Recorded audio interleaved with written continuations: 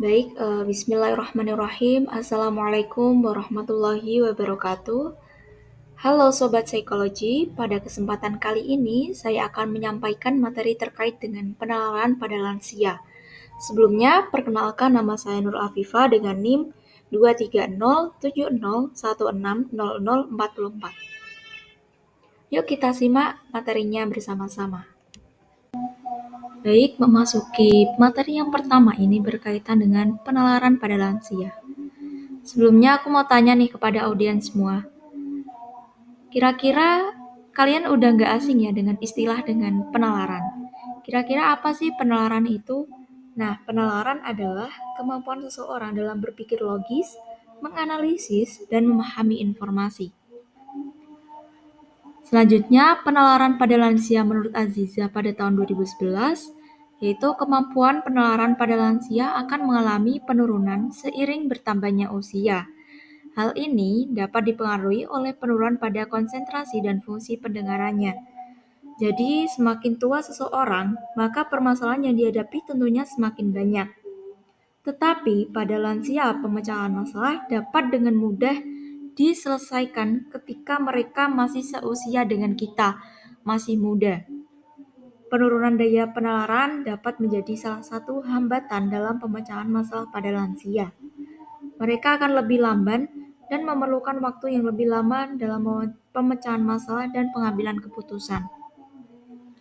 Intinya kalau lansia yang udah 60 ke atas pasti mengalami penurunan dari segi kognitifnya, bahasa, maupun atensinya.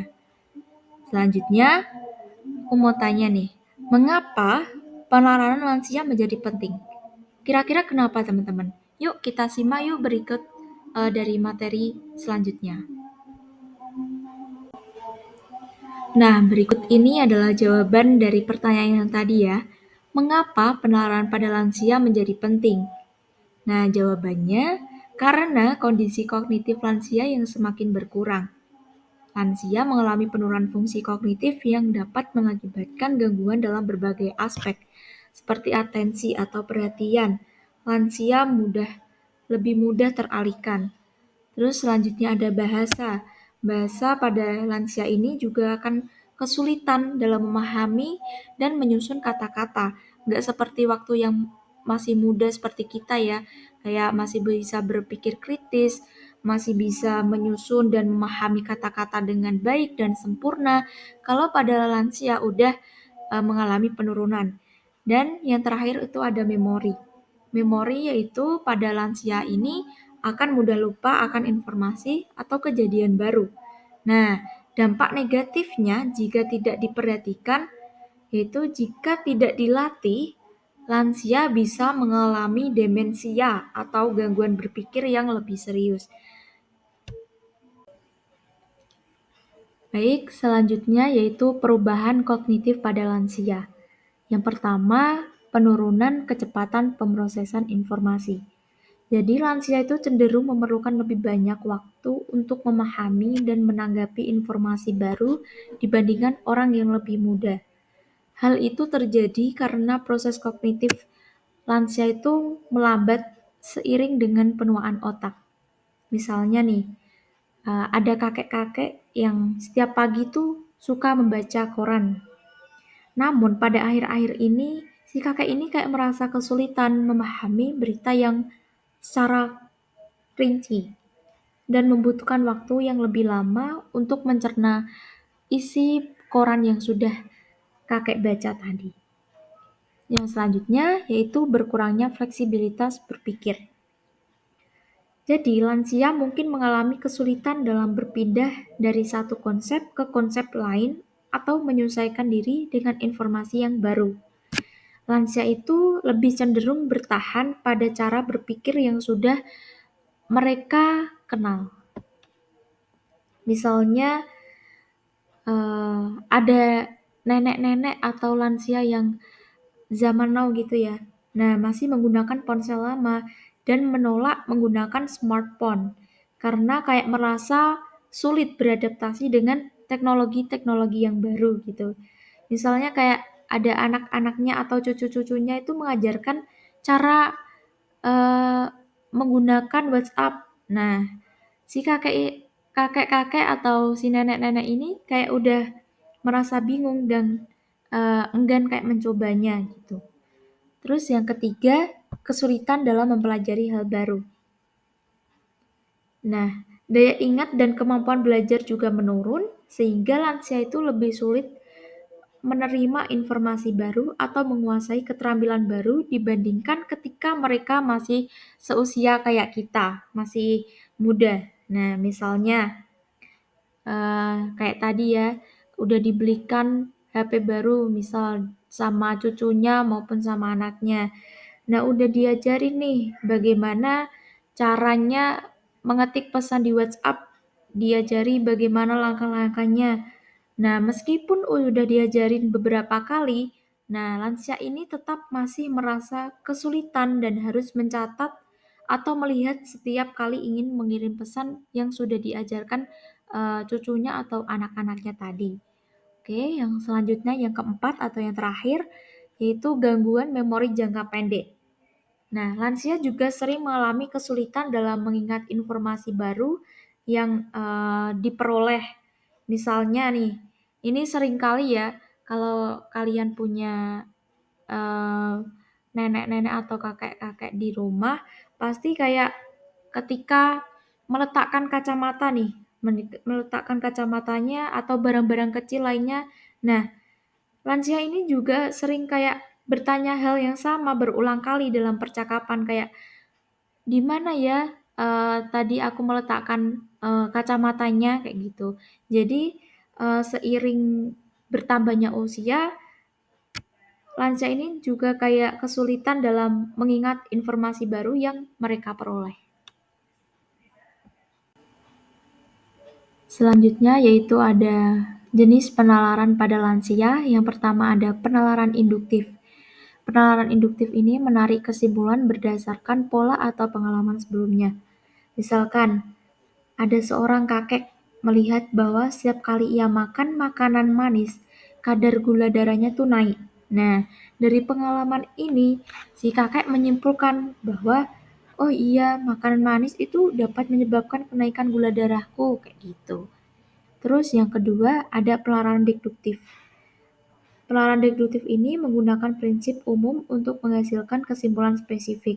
Misalnya, seorang nenek itu mengetahui bahwa olahraga ringan itu sangat bermanfaat bagi kesehatan jantung misalnya. Nah, karena itu akhirnya si nenek ini memutuskan kayak berjalan kaki setiap pagi agar jantungnya tetap sehat, tetap normal gitu. Yang ketiga ada penalaran abduktif. Penalaran abduktif ini kayak menarik kesimpulan dari informasi yang tidak lengkap dengan memilih kemungkinan yang terbaik. Misalnya, seorang kakek kayak merasakan nyeri lututnya setelah hujan turun. Nah, kayak kakek ini kayak berpikir bahwa cuaca dingin itu menyebabkan nyeri sendi. Nah, meskipun belum ada kepastian medis kayak gitu. Terus yang terakhir ada yang keempat, penalaran kausal, sebab akibat. Nah, penalaran kausal atau sebab akibat ini kayak memahami hubungan antara suatu peristiwa dan akibatnya. Misalnya seorang nenek kita itu melihat bahwa ketika ia tidur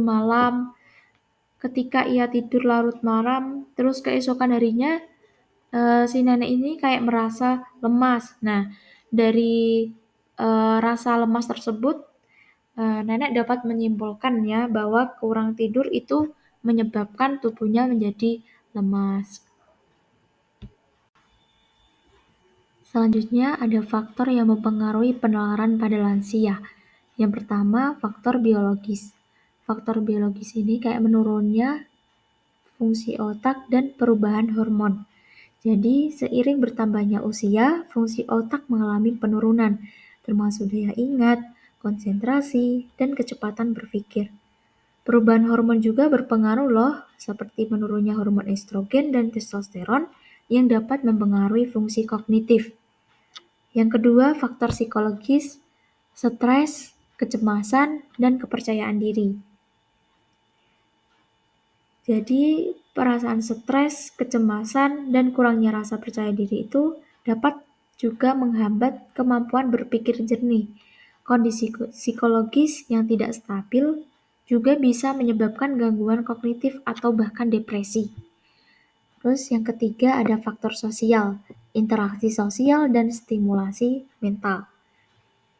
Jadi, interaksi sosial yang minim juga bisa menyebabkan isolasi dan menurunnya stimulasi mental.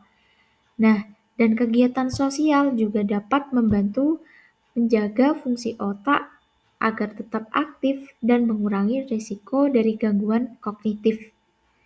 Yang keempat atau yang terakhir adalah faktor gaya hidup. Faktor gaya hidup ini kayak pola makan, olahraga, dan kebiasaan sehari-hari. Jadi, olahraga dan pola hidup sehat itu dapat membantu menjaga kesehatan otak dan meningkatkan kualitas hidup pada lansia. Baik, selanjutnya ada strategi menjaga daya pikir lansia. Yang pertama ini menjaga pola hidup sehat. Jadi lansia disarankan untuk menerapkan gaya hidup sehat seperti konsumsi makanan bergizi, beristirahat yang cukup, serta rutin berolahraga untuk menjaga kesehatan fisik dan mental. Yang kedua, melatih otak dengan aktivitas kognitif. Nah, melatih otak dengan aktivitas kognitif ini bisa dilakukan dengan melakukan kegiatan seperti membaca, terus menulis, bermain teka-teki, belajar hal-hal yang baru, atau berdiskusi dapat membantu merangsang fungsi otak dan mencegah penurunan daya ingat. Yang ketiga ini menjaga interaksi sosial dan komunikasi. Berinteraksi dengan keluarga, teman sebayanya, dan masyarakat dapat membantu lansia tetap aktif secara sosial, mengurangi risiko kesepian, dan juga dapat menjaga kesehatan mental. Yang terakhir, mengelola stres dan menjaga kesehatan mental. Jadi, lansia itu perlu menghindari stres berlebihan dengan melakukan relaksasi, meditasi, hobi, atau aktivitas yang menyenangkan agar tetap memiliki kesehatan yang baik. Nah, strategi ini juga sangat penting untuk mencegah penurunan fungsi kognitif seperti demensia atau penyakit Alzheimer, serta meningkatkan kualitas hidup pada lansia. Nah, jadi kesimpulan dari materi yang udah saya jelaskan tadi yaitu penalaran pada lansia itu cenderung menurun akibat faktor biologis, psikologis, sosial, dan gaya hidup. Namun, penurunan ini dapat diperlambat dengan pola hidup yang sehat, stimulus kognitif, interaksi sosial, dan manajemen stres yang baik. Dengan strategi yang tepat, lansia dapat mempertahankan daya pikir dan meningkatkan kualitas hidupnya. Demikianlah pemaparan mengenai penalaran pada lansia. Semoga materi ini bermanfaat bagi kita semua, terutama dalam memberikan perhatian lebih kepada orang tua dan orang tua di sekitar kita. Terima kasih atas perhatian dan partisipasinya. Saya memohon maaf apabila ada kata-kata yang kurang berkenan di hati para audiens semuanya. Kurang lebihnya mohon maaf. Wassalamualaikum warahmatullahi wabarakatuh.